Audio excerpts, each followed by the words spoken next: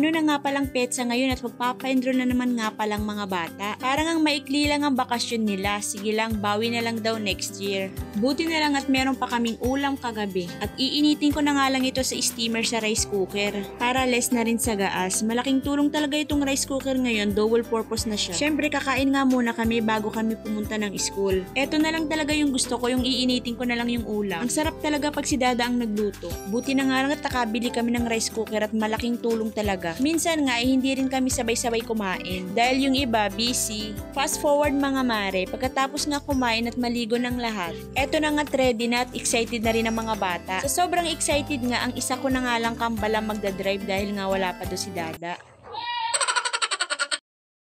Hindi pa naman pwede, masyado kasing nagmamadali. At eto na nga, nandito na nga si Dada. May iwan nga muna namin ang aming bunso na si Zoe. Kawawa naman. Diyan ka lang muna, Zoe.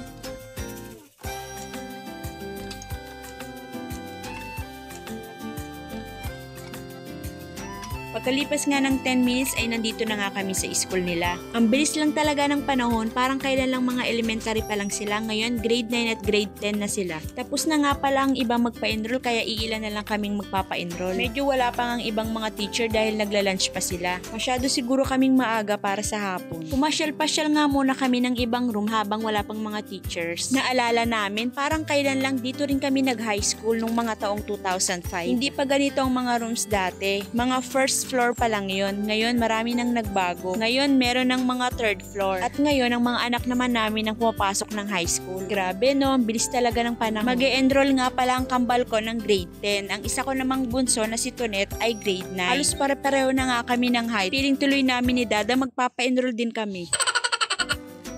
Sila na nga ang pinag-fill up namin para matuto na rin sila para sa sunod alam na nila. Medyo natagalan pa nga kami dahil isang ballpen lang ang nadala namin. Pagkatapos nga nila mag-fill up ng enroll form ay umuwi na nga rin kami. Nagyayaya nga silang mag-ice cream dahil malaki naman daw ang average nila. Sabi nga namin ni Dada mamaya na lang pagbalik at maulan pa.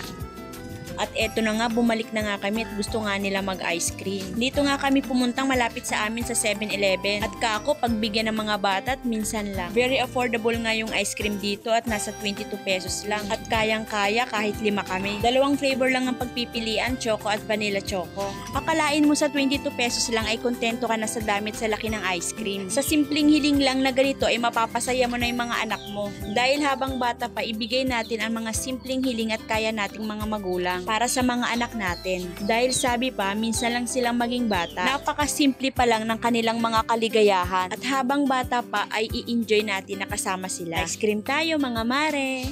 At pagkatapos nga namin mag-ice cream ay umuwi na nga kami. Thanks for watching guys! God bless!